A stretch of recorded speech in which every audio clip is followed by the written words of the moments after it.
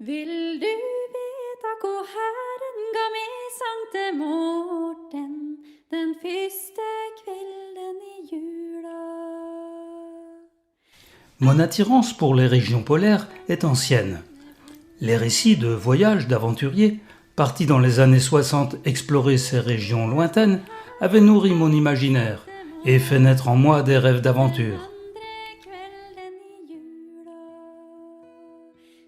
Aujourd'hui, il y a de grands bateaux modernes qui, en toute sécurité dans des cabines confortables, vous transportent sur les traces des expéditions de Nansen et d'Amundsen. Mais il y manque un soupçon d'adrénaline. Alors quand Cathy a découvert qu'un voilier de Granville proposait d'emmener 8 passagers au-delà du cercle polaire, une étincelle a jailli dans mon esprit et réveillé ce vieux rêve. Pouvait-il devenir réalité ? N'avions-nous pas dépassé la limite d'âge ? Un rapide contact avec le capitaine et d'anciens participants nous convainquirent qu'il n'y avait pas d'âge pour réaliser ces rêves. C'est ainsi qu'en ce début d'avril, nous rejoignons la Steak Lady sur le port de Svolvær. La Steak Lady est un solide voilier en acier de 21 mètres de long, conçu pour naviguer sous les hautes latitudes. Antoine, son capitaine, navigue depuis l'âge de 16 ans et est passionné des régions polaires. Hélène et Natacha le secondent pour cette expédition dans l'Arctique. Svolvær est la plus grosse ville de l'archipel des Lofoten. C'était à l'origine un village de pêcheurs qui s'est développé autour de la pêche et surtout du tourisme.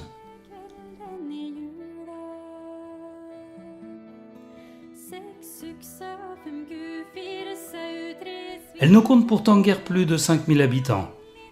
Mais l'été, plus de 200 000 voyageurs viennent randonner sur les sommets environnants.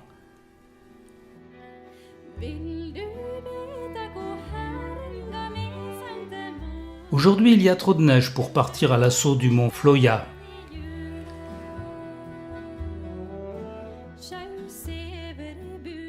Mais une belle balade nous fait découvrir les séchoirs à morues. Entre janvier et avril, le skray, ce cabillaud sauvage, plus gros qu'un cabillaud côtier, parcourt plus de 1000 km de la mer de Barents vers les côtes des Lofoten pour s'y reproduire. Déjà, les Vikings faisaient sécher cette précieuse ressource sur d'immenses séchoirs avant de l'exporter vers toute l'Europe. Le skray reste là plusieurs mois. La brise marine lui apporte la quantité de soleil, de pluie et de neige juste suffisante pour une bonne fermentation. Les têtes séchées, riches en protéines, sont vendues au Nigeria, où elles sont incorporées au plat national. La laitance est exportée en Asie. Les œufs sont transformés en caviar. Quant à l'huile de foie de morue, c'est une source de vitamine A et de vitamine D bien connue. La moitié des 25 000 habitants de l'archipel vit de la pêche. Mais il est temps de retourner à bord, car demain matin, nous partons à l'aube.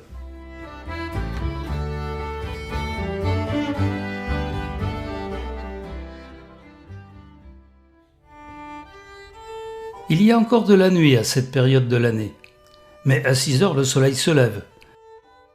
L'équipage est sur le pont. Nous quittons Svolvær direction Nusfjord.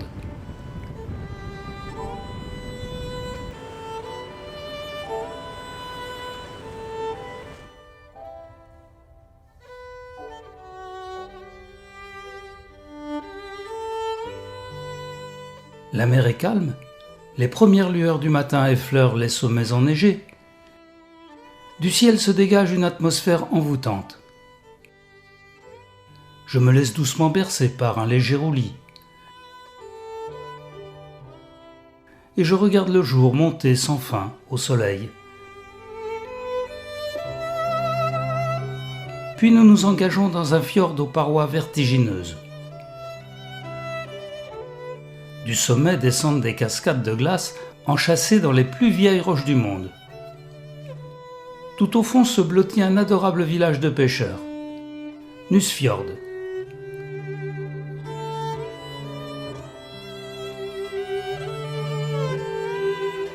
Dans ces lieux reculés, l'amarrage comme le débarquement peuvent parfois être compliqués.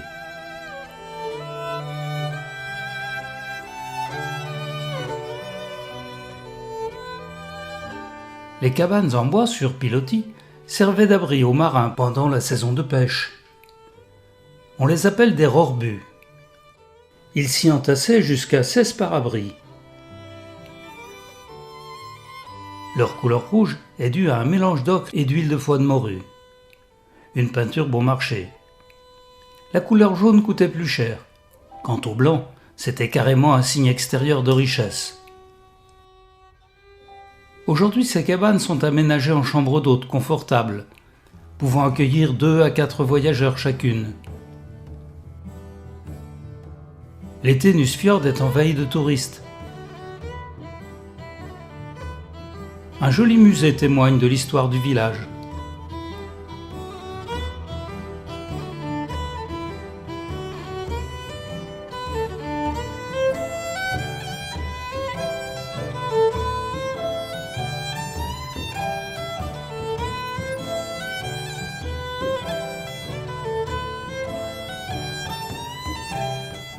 En ce début avril, le site est quasi désert. Les raquettes sont de rigueur et nous permettent d'accéder à des points de vue sublimes.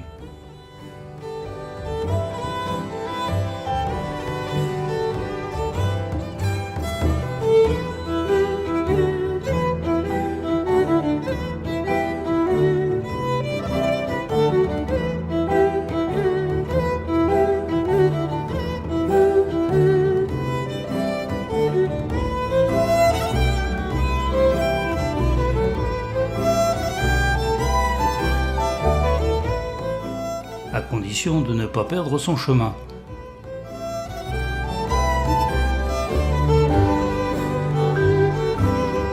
Nous quittons Nusfjord en soirée, cap au Suroît, vers une des îles les plus extrêmes de l'archipel.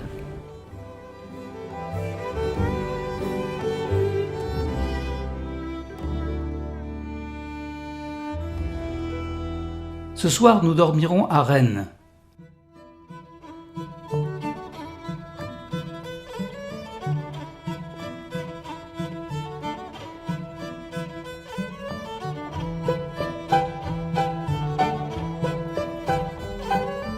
Mais avant le dîner, un petit tour sur le port s'impose.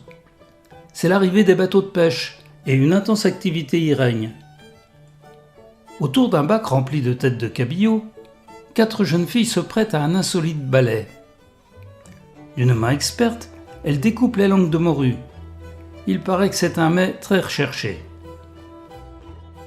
Traditionnellement, ce sont les enfants qui, depuis la nuit des temps, viennent après l'école détacher les précieuses langues et se faire ainsi un peu d'argent de poche.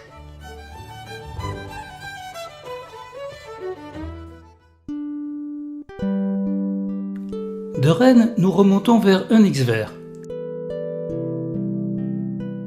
Au lever du soleil, les sommets enneigés semblent surgir de l'eau, comme pour nous saluer.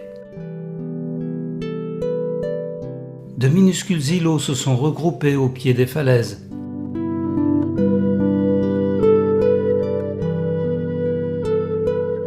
Reliés entre eux par des ponts, ils forment un gros village d'environ 500 âmes. Königsberg, qu'on surnomme aussi la Venise du Nord.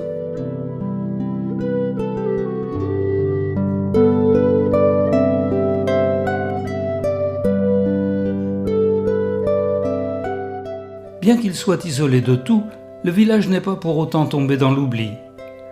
Son image de carte postale attire l'été de nombreux visiteurs. Bars, boutiques, restaurants aux façades colorées nous invitent à flâner dans ces ruelles pimpantes.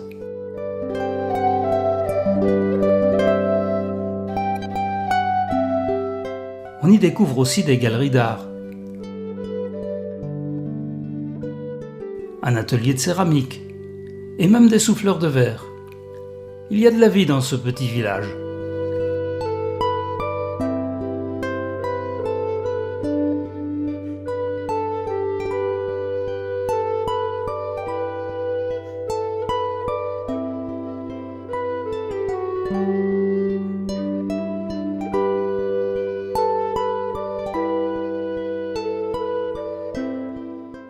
Entre les séchoirs à morues, les hommes ont trouvé juste assez de place pour y glisser un terrain de football.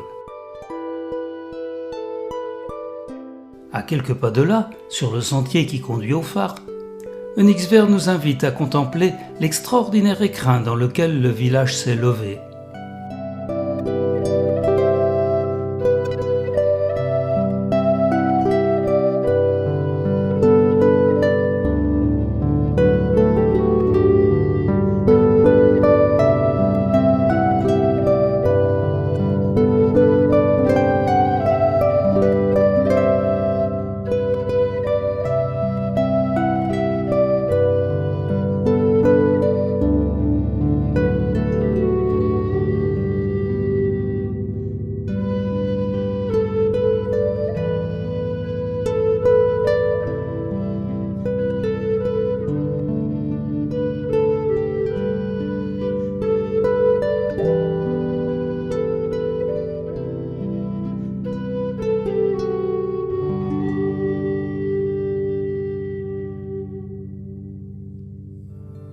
Le soleil est à peine levé quand nous quittons Onyxver pour Skrova.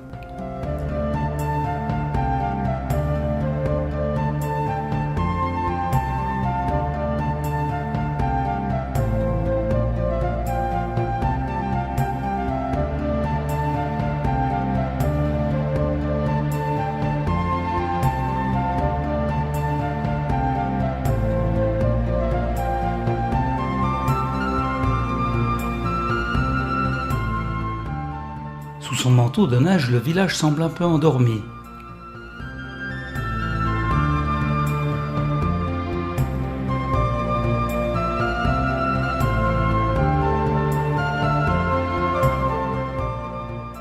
Avec à peine 200 habitants, il ne manque pourtant pas de charme.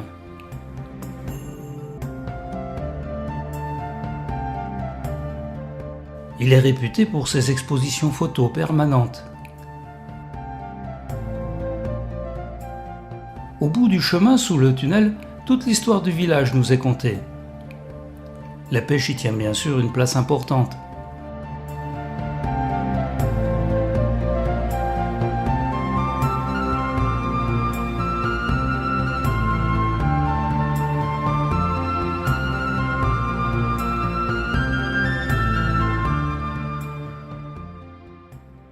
On y vient aussi pour randonner. Le plus spectaculaire des sentiers conduit jusqu'au sommet du Skrovavjelet, 281 mètres quand même. L'ascension en été est déjà sportive, mais quand les pièges du sentier sont recouverts par un manteau de neige, l'expédition s'avère un tantinet périlleuse.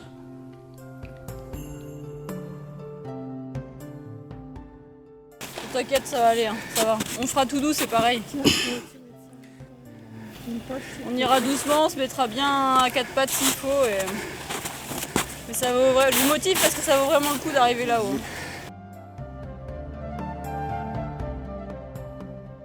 Pourtant, la récompense est au bout du chemin.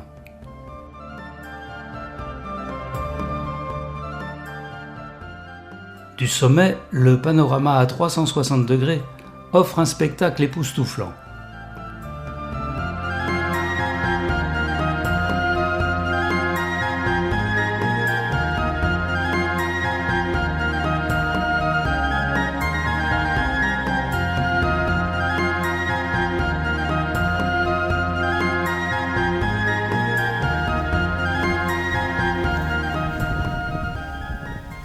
Cette île est considérée comme l'Hawaï des Lofoten. Elle doit cette réputation à ses eaux turquoises et ses plages de sable blanc. Alors après un tel effort, un petit toast au bord de l'eau est le bienvenu. Antoine pense vraiment à tout. Retour à bord pour un dîner-spectacle insolite. Le ciel nous offre un de ces magnifiques couchers de soleil dont seules les latitudes polaires ont le secret.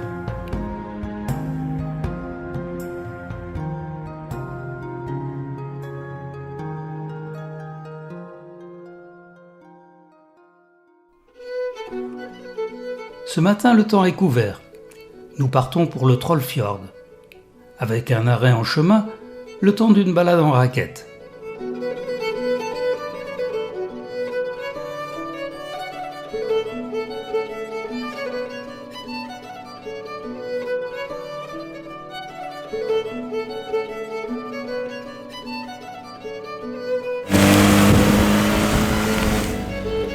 marcheurs sont récupérés de l'autre côté de l'île, juste à temps pour le déjeuner.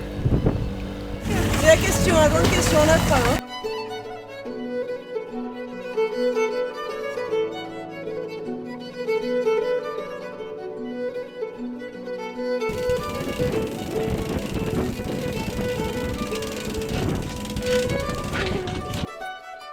Le temps ne s'arrange pas, et c'est sous un mélange de pluie et de neige fondue que nous embouquons l'entrée du Trollfjord.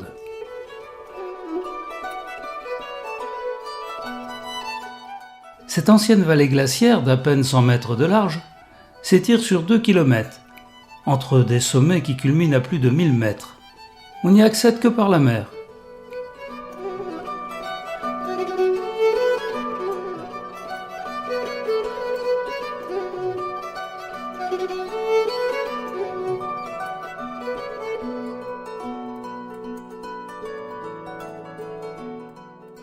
Tout au fond, une chute d'eau alimente une petite centrale électrique.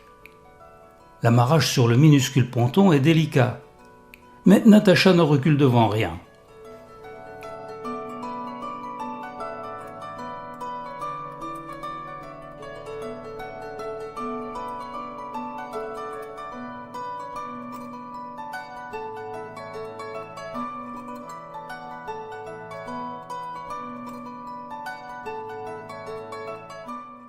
C'est là que nous passerons la nuit.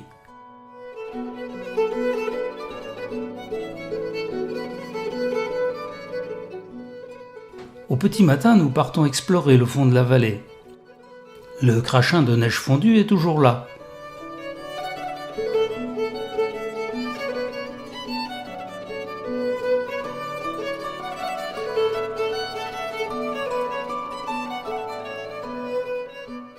Pourtant, le printemps s'annonce et sur les pentes du fjord, les plaques de neige commencent à se disloquer. Nous ne nous en approcherons pas, le risque d'avalanche est trop important. De retour au bateau, il nous faut malheureusement quitter ces paysages enchantés. Même par ce temps maussade, la magie du lieu a opéré. Dormir au fond du Trollfjord et poser les pieds sur ces rives enneigées resteront parmi les moments inoubliables de ce voyage.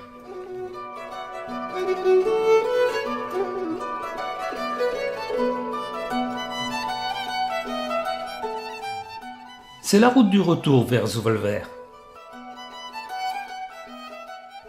En chemin, Antoine nous réserve une surprise. Certains fjords sont encore pris par les glaces. Lorsqu'une rivière s'y jette, les eaux douces plus légères restent en surface et gèlent plus vite et plus longtemps que l'eau de mer. La coque de la Steak Lady est adaptée pour résister à la glace. Mais sentir la banquise craquer sous l'étrave du navire reste une expérience singulière.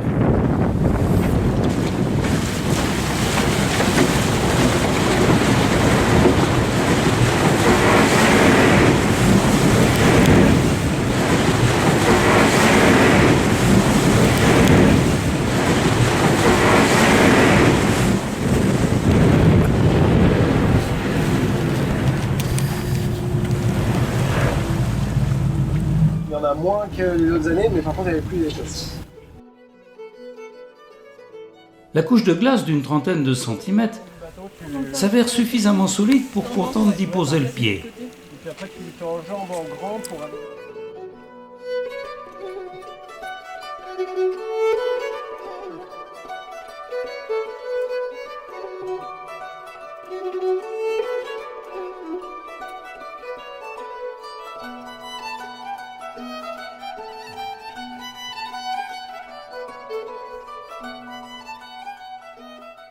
C'est sans doute un petit pas pour l'humanité, mais un grand pas pour nous, modestes explorateurs.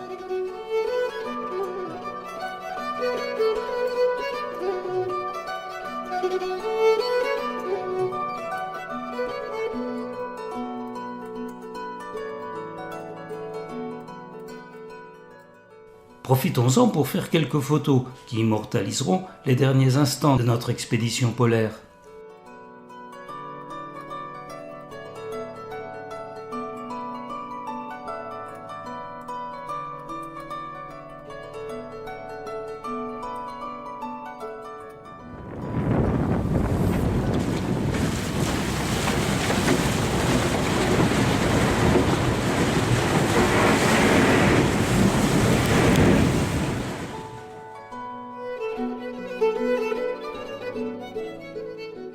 Le clin d'œil est plaisant. Rêvons encore un peu. Nous sommes à quelques degrés du pôle Nord. Devant nous, le Svalbard, le Groenland. Alors, l'aventure continue? Peut-être.